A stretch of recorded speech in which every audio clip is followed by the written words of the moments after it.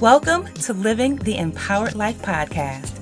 I'm your host, Tamiko Pugh, best-selling author, transformational strategist, life and business coach to purpose-driven women, and empowerment influencer. Affectionately called by many, the Empowering Diva. Each week, I'm bringing you inspirational conversations as well as actionable tips and strategies that move you forward in life and business.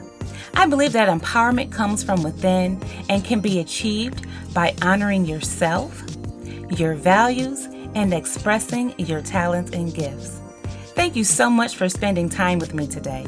Now let's jump into today's episode of Living the Empowered Life.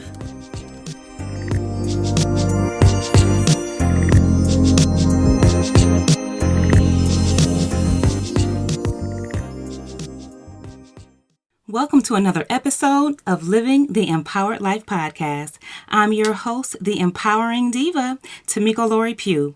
In today's episode, I'll be chatting with author, content creator, and host Shonda Brown White. Shonda is passionate about encouraging and empowering women through life and love real talk. This divine purpose has led her to write and publish books, including the best-selling Don't Be a Wife to a Boyfriend, 10 Lessons I Learned When I Was Single. She's been featured and interviewed on several platforms and shows, including The Ricky Smiley Morning Show, Essence, ABC 36, and a plethora of radio outlets and podcasts. For years, she penned dope and inspiring pieces as a content contributor for the nationally recognized website exonicole.com. In addition to enjoying and living life with her husband of 12 years, she also enjoys producing content, seeking new adventures, and hosting her show, Wives Wind Down. So we're going to go ahead and jump into this awesome interview with Shonda. Shonda, welcome to Living the Empowered Life podcast. How are you? I'm doing so well. Thank you so much for having me. I'm so excited. No problem. I'm excited for us to dive into this conversation. So you're doing good? Yes, I've been hanging in there. I can't complain. I'm glad that it's finally spring and it's warm. So I'm so excited about that. I'm like, I can't control the weather, but I just feel like a much better person when it's sunny and warm outside. I know it's just something about the sunshine. It makes you feel good, right? Yes. Well, listen, I'm excited to talk to you today. We officially met a few years ago at a women's empowerment event, but you already knew my husband. But since then, we've connected on so many other different levels. Yes. Yeah, and you're doing some amazing things that I believe that the world needs to hear about, especially when it comes to love and relationships. So one of the things that I wanted to talk to you about was your journey and your passion for love and relationships. Like, how did that come about? I feel like it's always kind of been within me, like even when I didn't know. I just remember growing up, and I think part of it too kind of just goes back to like my experiences of always like yearning for love and wanted to see love, especially like Black love. And so I know some of that goes back to that, but I just love like connecting with women. I love encouraging and empowering women through life and love, real talk. And I feel like a lot of times we bond and even initiate the healing for ourselves and even for others when we like share our experiences. It's like we bond over that. So I knew that like there were things that I had gone through in my past and as a woman, especially with love relationships, because it at times it was so big of a focus in my life. And that was sometimes to my detriment, because then I wouldn't focus on what I needed to focus on. And so I knew that there were other women like me who have probably felt at some point or another, whether it's because of, societal pressures or because of their background or their past, that like me had experienced like the ups and downs of love and relationships. And so I always want to be that advocate for healthy and happy relationships and not just like toxic and struggle love, but real good love and like love that lasts. And so I wanted to connect with women, and I just feel like it's something that we could always talk about all day long. I could talk about love and relationships all day, all night. And so a lot of women I think resonate with that, and it's just all about encouraging them and empowering them based on like the experiences that I've gone through and that I know so many other women have gone through as well. Yes, I love that. And I love the fact that you said sharing your experiences or sharing our experiences. I think that, at the end of the day, we are called, right, to be a blessing. We're called to serve Hmm. a specific group of people. And I believe that you're doing just that by sharing your experiences and allowing other women to share theirs. One of the things that I always believe in is sharing our personal stories and sharing our journey so that we can be a blessing to other people. And I see you doing that. I love that you're an advocate for love, for healthy relationships, because, Yes. when you look at TV, reality shows, Hmm. it's like everything is toxic. Even friendships are toxic. You know what I mean? And so it's like Hmm. just to see what you're doing is very refreshing. I appreciate that. And like you said, we see so many negative images and issues. And sometimes, I'll watch some of those shows and I look at my husband, I'm like, what if I had friends like this? Or what if our relationship was like this? It's like, it's so like different and like odd from like what really happens in real life. And I'm like, if I can like shed a light on the positive while still keeping it real and like, helping other women, because I don't try to talk about something that I haven't been through, but like you said, sharing the stories and our experiences and our testimonies, like it just always seems to help others who are going through the same thing. It really does. And, one of my favorite quotes is empowered women empower women. So thank you for being Yes. one of those empowered women that actually empowers and uplifts other women. I Hmm. think that's something definitely good to say about women who understand their purpose and live in it, Yes. and are not afraid to uplift other women. Like, even being on your show, I had an opportunity to come on your show, Wives Wind Down, and I had an amazing time. I love the transparency. I love the fact that we had our wine because I am a wine lover. Yes. When I was like, what wine I could do? Okay, I'm loving this. But I love the concept of Wives Wind Down is much needed. But tell us a little bit about like what inspired that. Oh my gosh. I'll tell you, what inspired me was like my own experience. I remember when I first got married, because we always see the videos and the blog posts about, and I've written about a lot of the stuff about like, how to get a man, how to, date and all this singleness, single season, all this stuff. And then it's like once you get married, you kind of like, okay, so what's next? Like, Mm-hmm. nobody really talks, and you can't really teach a person how to be a wife necessarily, but you share your experiences. And I remember when we first got married, we were going through like different situations and like we had our ups and downs. And I'll be honest, my first year, our first few years, it was really difficult to like find our groove and figure out like, what does this mean? What do we expect from each other? What are quote unquote roles in the relationship? And at times it was like discouraging because I would feel like, oh my gosh, like is my marriage over? Like, because you have a little Mm-hmm. argument or you don't speak for days because you don't know how to like communicate effectively or you just run away from the situation. And so I was learning a lot. Both of us, we were learning so much about how we communicate and how we talk to each other and how we handle conflict or disagreements and educating each other about our expectations for each other. And so I would get discouraged until I would talk to other wives. And they're like, oh, girl, yeah, that's normal. Like, you're just going through growing pains. Like, you'll be fine. And I'm like, wait a minute. Like, why isn't anybody talking about this? Like, why isn't anybody keeping it real about like what it really takes to not just get married, but to stay married? And so even just today, I had talked about being a newlywed and like how that feels sometimes. And like, don't get discouraged. And someone literally messaged me and was like, thank you so much for this because I felt everything that you said because like that's what my newlywed stages have been like. And I'm like, this is why I do this, like because I know that feeling, and it's for me, it's my personal goal to make sure that no other woman feels like they're alone or that they can't make it or that something's wrong with their marriage. It's like sometimes it's just what comes with the territory. Like it takes work, and that's okay. You'll make it through. Like, don't give up. Your marriage isn't over. Like, you're just going through a little bumps and bruises, and you'll be fine. And you're going to look back and you're going to like be like, oh my gosh, we've come such a long way. So I Mm-hmm. wanted to be that outlet for women and to be that woman just so we could let our hair down and just keep it real and really pull back the curtain on what it takes to not just get married, but to stay married. And it's for, women who are married and even women who are single who aspire to be married so they can have a realistic picture of like, okay, I might need to like keep that in tune, or I might need to like keep that at the back of my mind when I get married. So that's why I created Wives Wind Down. Yeah, and I love everything about it. So, congratulations on the success that you've had with that.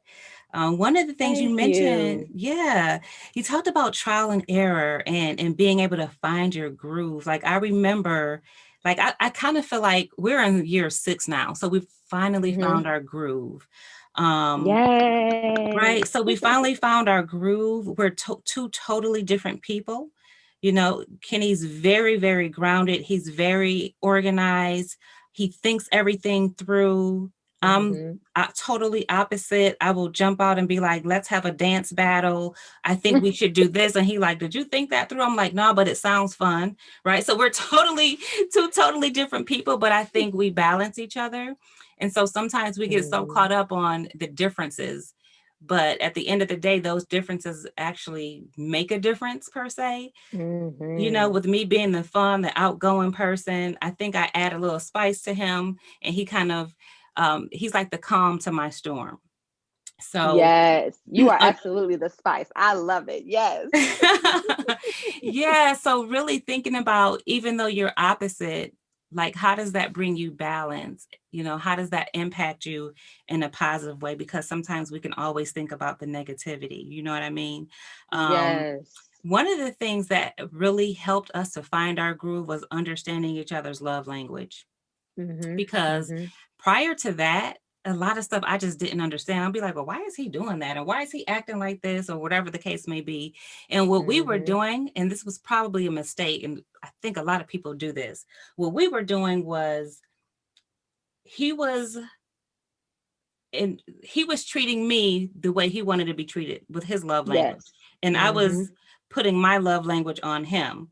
And it was Hmm. like there was a conflict. He's like, well, this is not really what I need. And I'm like, well, this is not what I need Right. from him. And so we had to really figure out, oh, what you're doing is, to me, is what you actually want in return. So being Hmm. able to understand each other's love language, girl, that was like a lifesaver. So, like, what was one of the Hmm. things for you? Like, what was the thing that helped your marriage the most? Uh, that's 100. I can totally relate to that 100%. That was definitely a part of it because I remember we knew each other's love languages, but like you say, we kind of love people the way we want to be loved. So I remember Yes. specifically, I would get him because I'm like a great gift giver. Obviously, gift giving is my love language, but I love giving gifts. Like I will find any reason to like give a gift or Mhm. receive one, but I'm more of the giver. Like I actually love to give, and so when he would get something, I mean, I would go all out. I'm like, boom, he's gonna love it, and he was just like, oh yeah, thanks, I appreciate it. I'm like, excuse me, like I Mhm. need you to be more hype about this. Like I went through it, and I was like searching. You only said it once, and I remember, like you said that months ago. So really getting to know like how, like not expecting him to respond a certain way because again that wasn't his love language, so that was Mhm. definitely huge for us. But I'd say another thing that really helped us was it's almost like the mindset of like these expectations that we have on each other, so and even on ourselves. It was like I put so much pressure on myself to be this so-called perfect wife until I realized that there is Mm. absolutely no such thing. But it was like things that I thought I was supposed to be doing, and he's like, well, I didn't ask you to do that. But then also because we come from two different backgrounds, it was understanding that like, listen, we may come from two different backgrounds, but now is our time. We have to create our own history. Like we Yes. can't, just because you might have seen your mom and dad do that, doesn't mean that that's going to work for us. I remember specifically when it came to like even something as simple as sweeping the floor. I was like, so you're not gonna sweep the floor? He was like, I mean, in my family, the women swept the floor, the men didn't really. And I'm sitting there like, well, in my family, my granddaddy swept the floor, and we would just like go back and forth, like who's gonna sweep the floor? And so we had to really start to define the like what does our marriage look like? Not compared to everybody else's, but like Mhm. what works for us? What kind of negotiation do we want to have for our relationship? So if I'm gonna cook, you're gonna help with the dishes versus because yeah, I'll be honest, my husband came into it thinking, well, I'll take care of everything outside, you can take care of inside. Mhm. Excuse me? Like how we do that? Girl. Like, especially if you hire somebody. So I mean, it's like where do we do that? So we really had to like come together to say, okay, let's get rid of all these preconceived notions that we have, Mm-hmm. and let's actually work on what's going to work best for us and for our marriage. It ain't 1960, 1970, 19, it ain't even 2010. Like, what works for us? What do we need to do to make sure that we are serving each other in the way that works for our household? And that, I think, was definitely a game changer for us. Yes. Okay. So we have a lot in common. So first of all, I'm a gift giver. I love gifts and I Yes. love to give. Like my family is a giving family. Like we just give, Mm-hmm. I might send my mom Yes. some flowers or a gift just because, I send stuff to Yes. my daughter just because like that's just what we do. Just And what it's we my love do. language. And so Kenny is the same way. So I'll give him a gift and he'd be like, okay, thank you. And then he'll put it down. And I'm like, that's it.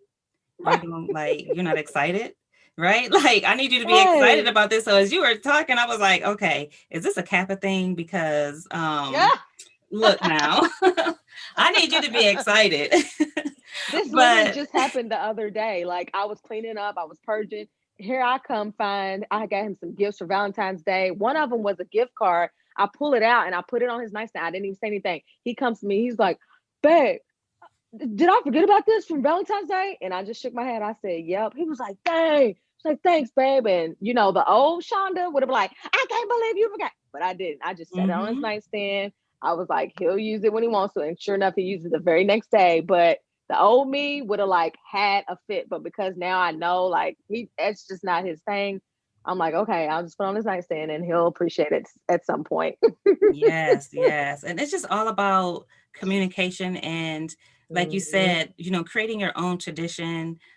And because we come in with so many different expectations, and we just had this Yes. conversation literally last night. So we learn to do things differently. I wash clothes different from the way Kenny wash clothes. He thinks that when I Hmm. wash clothes, his socks get lost. So he's like, I don't want you washing clothes anymore because I never have matching socks, right? So we have this running joke, like I hide the socks that don't have a mate until I find the mate to it, and then I pull it out. So I was out of town last week and he was like washing clothes and he was like, yeah, I was putting away your socks and I found a lot of my mismatched socks. Like it was just one in there, but I had the other one. He was like, is that where you hide them? I was like, yeah, because I don't want you to get mad. So, but so we have this thing now, we've changed roles. Like literally last night we Hmm. talked about this. He was like, okay, I'll wash clothes, I'll take Hmm. care of the outside, and I'll kill the bugs. And Hmm. that's what he does. And I'm okay with cooking, washing dishes, stuff like that.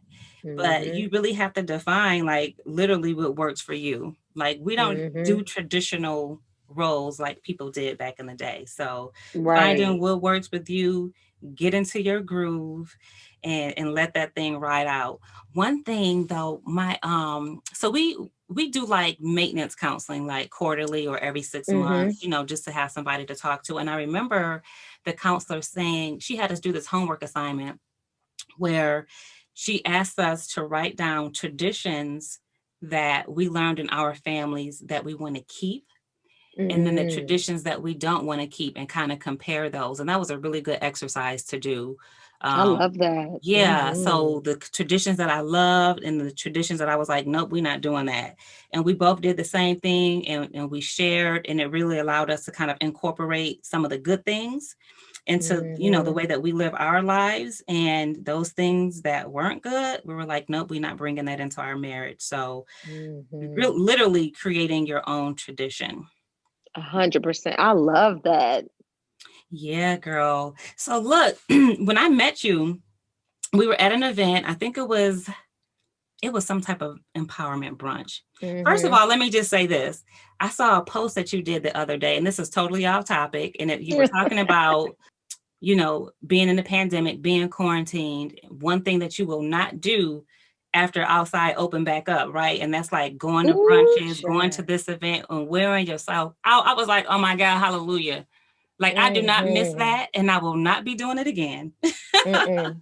I'm not. There's just some things that, there's a lot of people that I work with or that I'm connected to. They're like, I can't wait to go back to work and go into the office and go here and go there. And I'm just sitting there like, I mean, I'm good. Like, I miss my friends and family. Of course, I love a good girls' day out, but there were weekends but I was running myself ragged. And Me then I too. start to think, it's like, what was I doing all that for? Now, obviously, I knew some of it because I was in the hustle and bustle, trying to like when I was releasing my books and stuff. Yeah, but even that, I still don't even know how I did that. Like, it was a whirlwind. And so, some of that stuff, I'm not trying to go back to. Like, I'm actually excited about this new, quote unquote, new normal, because it forced a lot of us to just slow down and to rest, which I was on that kind of path right before COVID hit anyway, thanks to therapy, thank the Lord. Mm-hmm.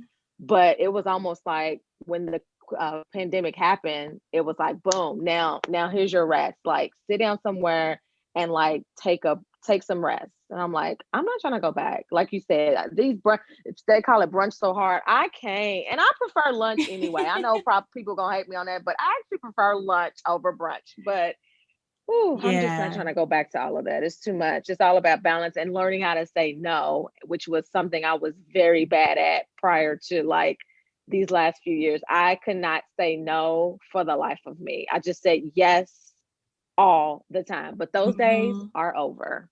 Yeah, and saying yes because you feel like, well, they supported me. I got to make sure I support them. Or, Mm-hmm. what if they're upset because I don't come to their event and stuff like that? So, yeah, I'm a little bit past that. It's like peace of mind and balance are really what's important these days. Yeah, especially that there were Saturdays where I would have like 3 and 4 events, and sometimes those events required different types of outfits. I So was I just would getting have to ready to pack. say outfits.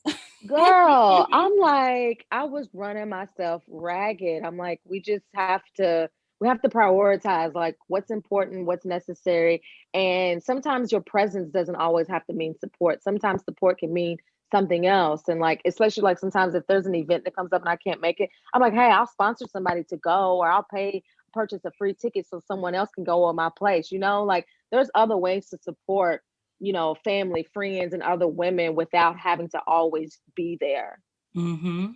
I totally agree. But when I was saying though, when I met you, we were actually at a brunch and you were there, you were promoting your book, Don't Be a Wife to a Boyfriend. And I was like, that title is very captivating because we've all, probably all women, the majority of us have Mm-hmm. been a wife to a boyfriend, right? In hopes that we will become Mm-hmm. that wife. So what inspired that title? What inspired the book? Just literally my own experiences. I knew that there were other women like me. And, a little bit after, well, sure, I guess shortly after I got married, but then after being married, I just really did some self work on myself. And I realized, I was like, oh my gosh, I've kind of been through like some stuff with these relationships. Like, I should write a book about this and like Mm-hmm. try to help other women.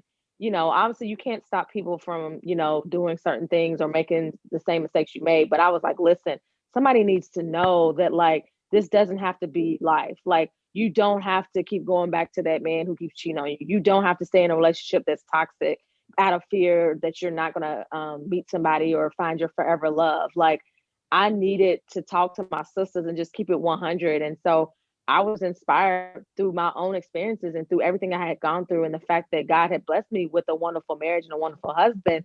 But I was like, there were some things I went through prior to that. So I really wanted to unpack what it meant when I lost my virginity at 14, and how I felt, and Mm. how I thought I knew what I was doing then. But I clearly didn't know. I didn't have a clue what I was doing, but I knew now. I know that I was just trying to fill a void and fill that hole in my heart that I had from not having, a father around when I was growing up. And then like the self-love that I didn't have for myself. And so I just really wanted women to be able to read something and say, like, oh my gosh, like I feel this girl.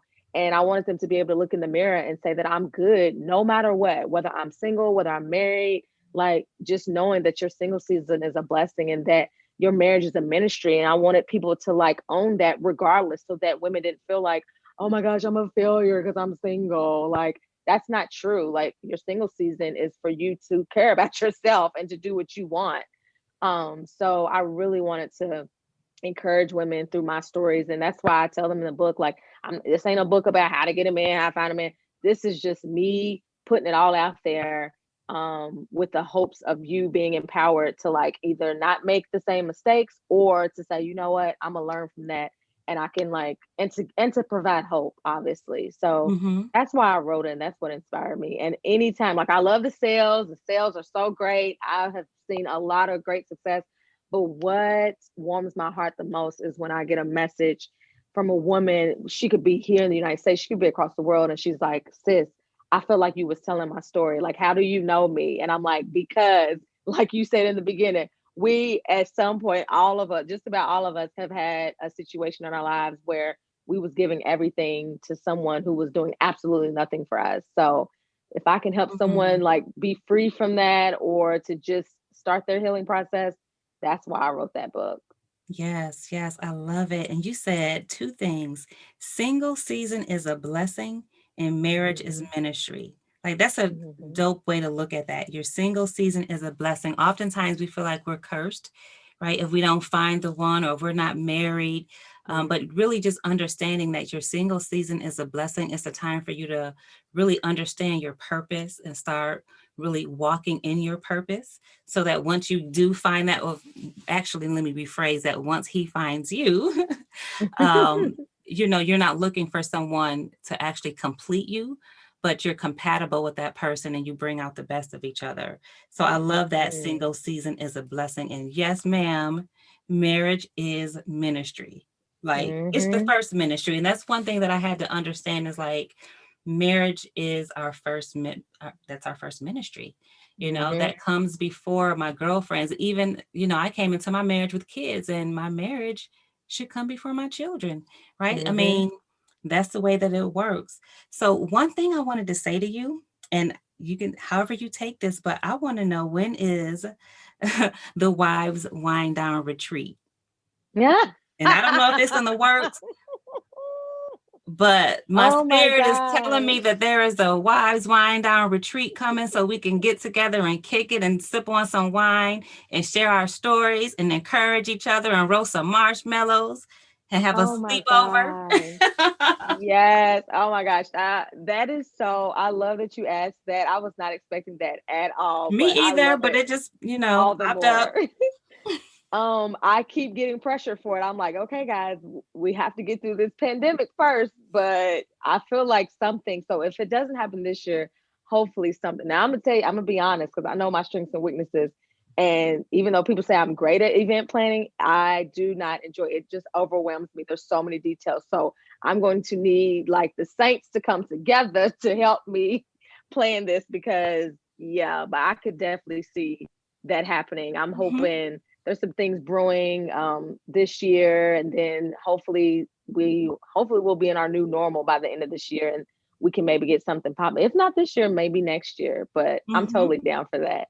And I just always say, hire your weakness, and you have my full support. And Yes. start thinking about what you want it to look like. Get a journal specifically for this retreat, because it has to happen. Mm-hmm. I don't know anyone Mm. else that I think will do a great job, because you already have the title, right? You have the title of it. It's the same thing that you do every Wednesday. We just gonna be in person. Hey. Yes. Oh, that just warmed my heart. Thank you for the encouragement. Yes, ma'am. Yes, ma'am. Now, Shonda, so you are a wife, you're an entrepreneur, you're an author, right? You're what I would consider an influencer, because you definitely influence the masses with the work that you do. So, as women, we're naturally nurturers. We nurture everybody, right? We nurture our husbands, Hmm. our children, our businesses, right? We nurture those people we're Yes. called to serve.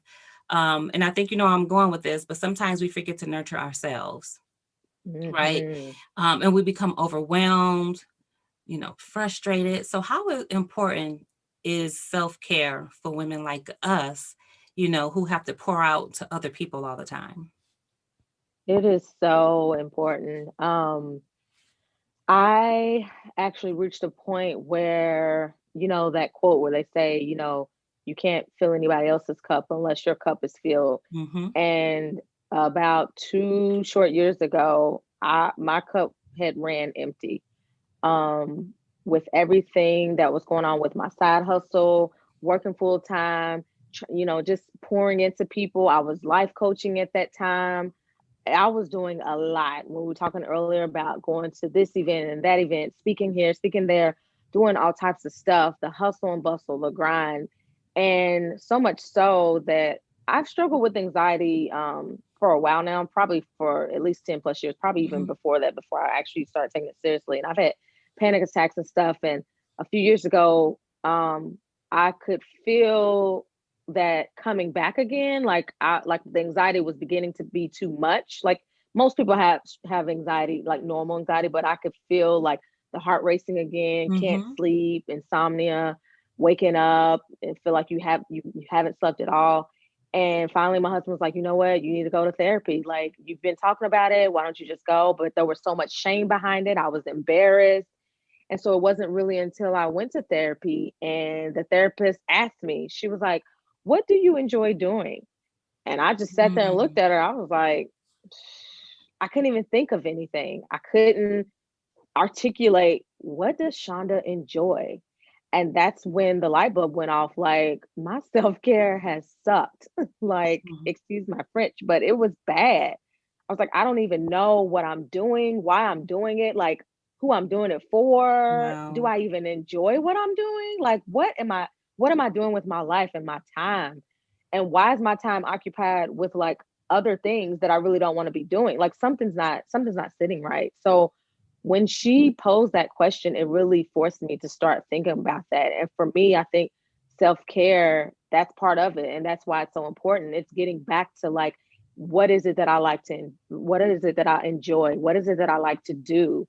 And not, like, that's not attached to a hustle or a grind. Like, Mhm. what is it that I like to do? That's why I started Wives Wind Down, because I was like, yeah, it's taken off and stuff. But like, I truly started it from a place of like fun and enjoyment, and hence the name, obviously. Like, I just want to have some fun. I just want to have some girl talk. Like, who doesn't want to do that?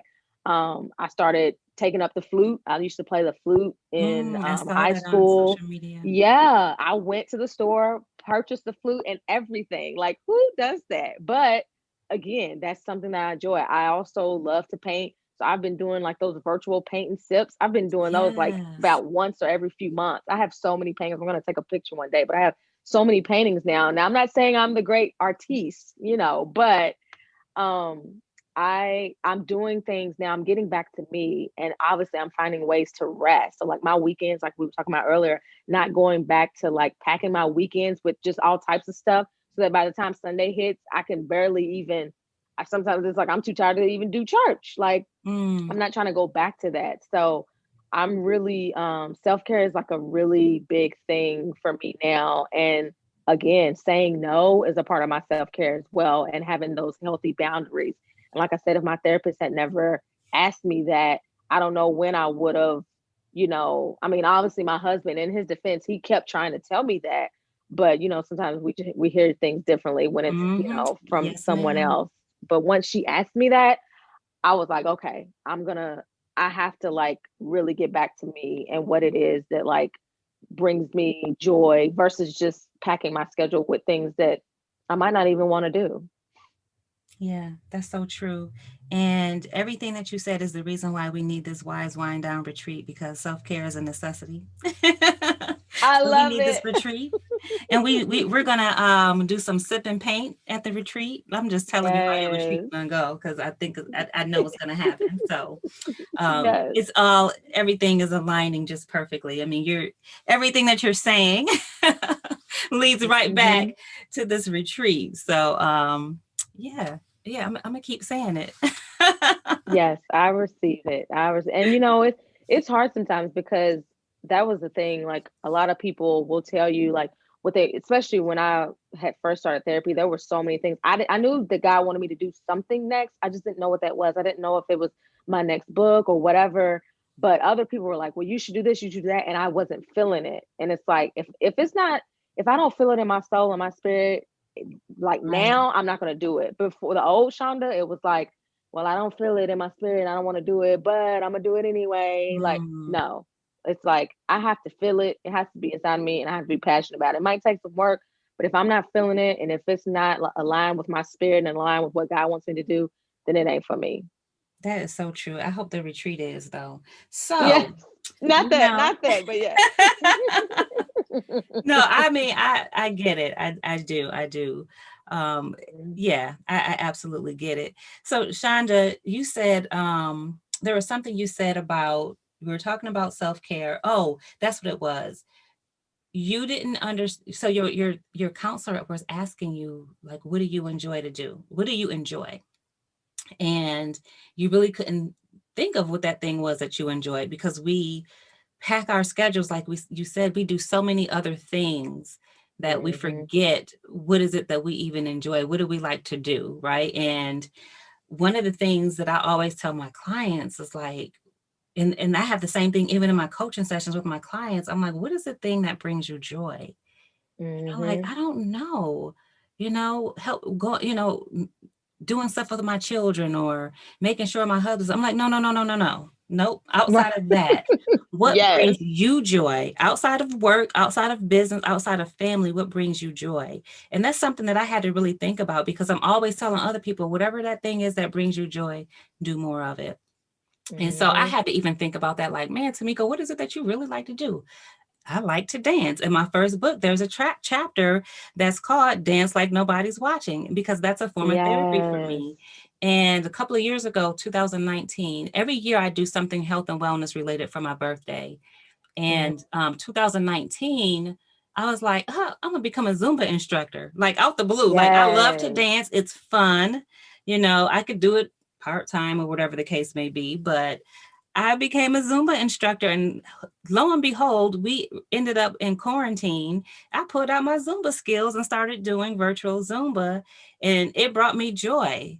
It made me Mm-hmm. smile. It was fun. And um, in the midst of that, I was able to work out, and everybody else was working out with me. So, whatever that thing is, just do more of it. Like, I will put on some music in a minute and just start dancing, because that's what brings me joy.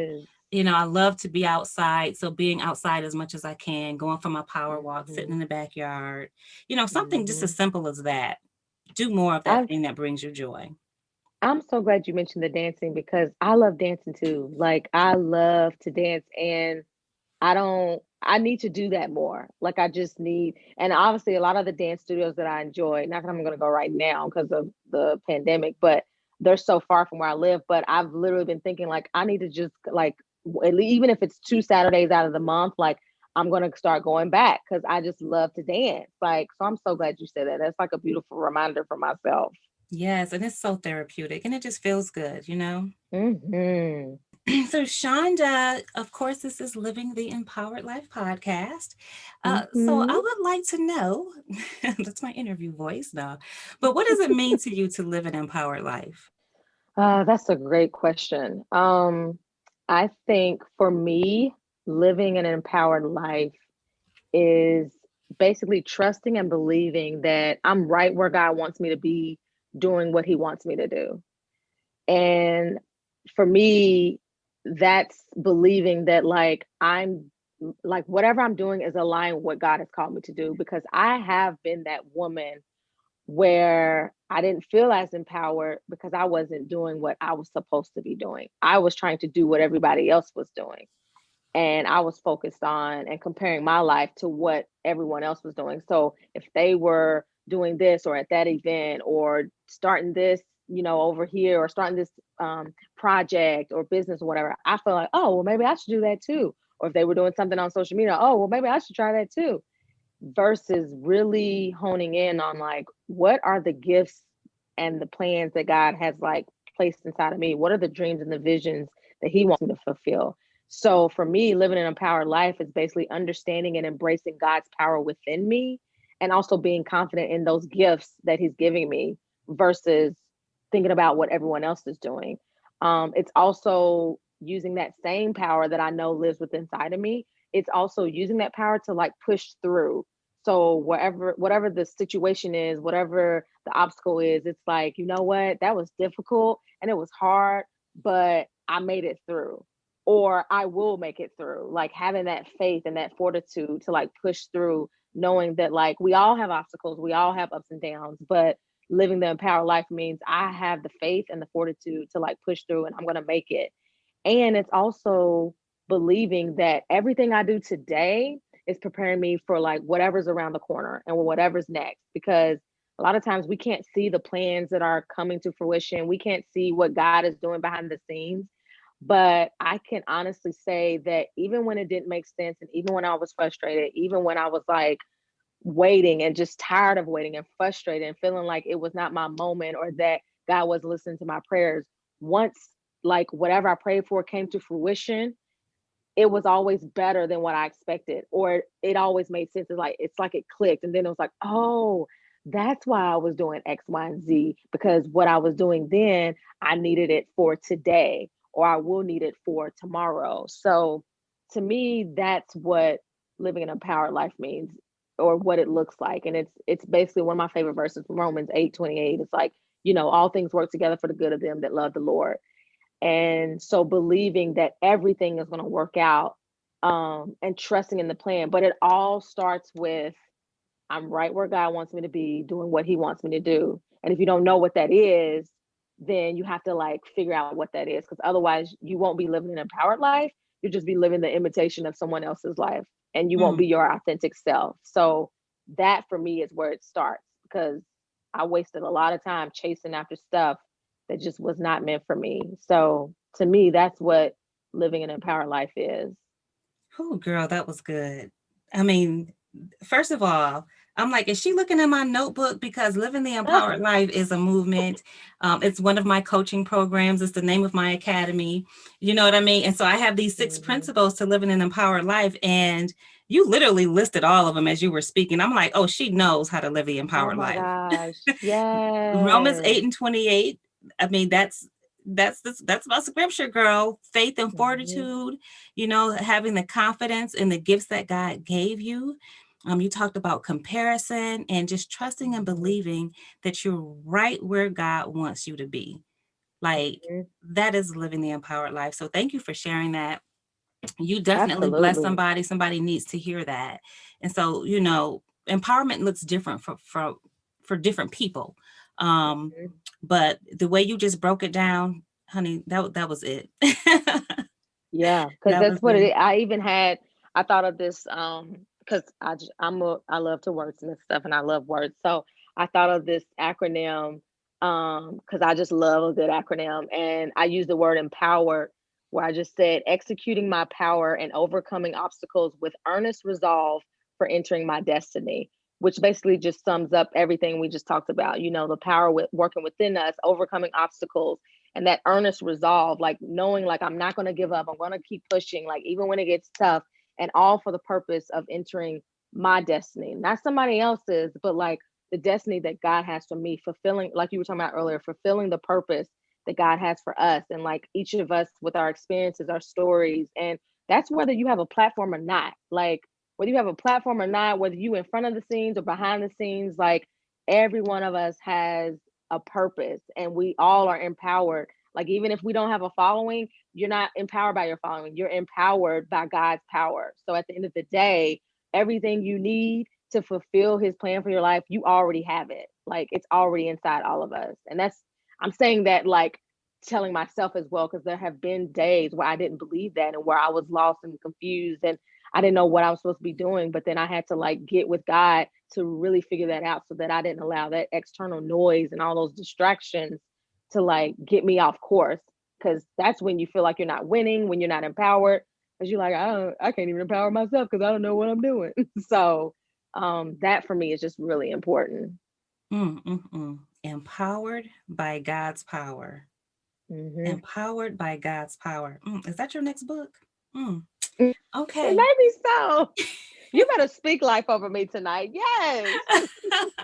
I don't know. That sounds like a very purposeful book title right there. So, keep it in mind. But Duly Shonda, noted. no, I when it hits my spirit, I just have to say it because you never know. You know what I mean? That could be your I next appreciate it. best-selling book. And so, and I'm serious as I was saying that, like, wow, empowered by God's power. That's why I kept repeating it. I'm like, okay, that's a powerful book title right there. But I love it. yes, I ma'am. receive it. Yes, ma'am. So Shonda, you said a whole lot of empowering things at this point. I was going to ask you to share a final thought or an inspirational message, but you've been doing that the whole time. But if you have something, a charge for the audience, now is your time. Yeah, I would just say that like what we just talked about, like trust and know that you are empowered because you have the power of God living inside of you. So like I was saying, everything you need, you have. And I would also just say that like there's this wonderful quote. I'm not sure who the quote is from. I think a friend passed along to me, but she heard it at church or somewhere. But it says some things are tied to your dysfunction, not your destiny. And so I say that to basically say like don't hold on to people or things, even places. Don't hold on to those things that are holding you back. So like in order for you to walk into your destiny, that may mean somebody might have to walk away. You may have to walk away from a situation, and it's okay. Like because some people and some things just aren't tied to where God is trying to get you to go. And I feel like sometimes we struggle with that, whether it's because we've known somebody for so long, so it's comfortable, it's convenient, but at the end of the day, it's not your calling. So it's like you have to trust that, like, even if you release those things, God will replace those things with like what's supposed to be there. And he'll fulfill, even if you feel like it's a void, he has a way of fulfilling like other areas in our lives to where it'll make up for it. So it might not be a replacement, but it'll make up for like where you may feel like, oh, I lost that, but I gained this in the end. So that I just want people like don't hold on to things or people that are holding you back because everybody you can walk into your destiny. You just have to like harness that power that's working within you. Mm, that was good. Some things, I haven't heard this one. Some things are tied to your dysfunction, not to Mhm. your destiny. That is powerful in itself. So very Yeah. powerful. And it's so true. Hmm. Shonda, so I really enjoyed our conversation today. Before we go, tell us a little bit, how can we stay connected with Wives Wind Down and how can we stay connected with you? Yes, I have my website, shondabrownwhite.com. I have my Instagram and Twitter at Shonda B. White and a Facebook page as well, Life and Love Shonda Brown White. And Wise Wind Down, I'd love for you all to join us. We have phenomenal guests like you, Tamiko, which I love. I so loved our talk and our conversation. We had so much fun that night. We And had a lot of fun. We did. I've thoroughly enjoyed this conversation and your podcast. And I'm so proud of everything that you're doing. And we air new episodes every other Wednesday. So yeah, you can catch that on my IG as well at Shonda B. White. And that's where you can find me. Awesome. Thank you so much, Shonda, for sharing with us today. I took a lot of great nuggets, as you can see, from this conversation. And I look forward to supporting you in any upcoming initiatives that you have. So thank you again. Thank you so much. And same, right back to you, sis. Thank you for tuning in to today's episode of Living the Empowered Life podcast. I hope that you enjoyed my conversation with my amazing guest, Shonda Brown White, and that you were able to draw some inspiration as you continue your journey of living an empowered life. And remember, accept yourself, love yourself, and keep moving forward. If you want to fly, you have to give up what weighs you down.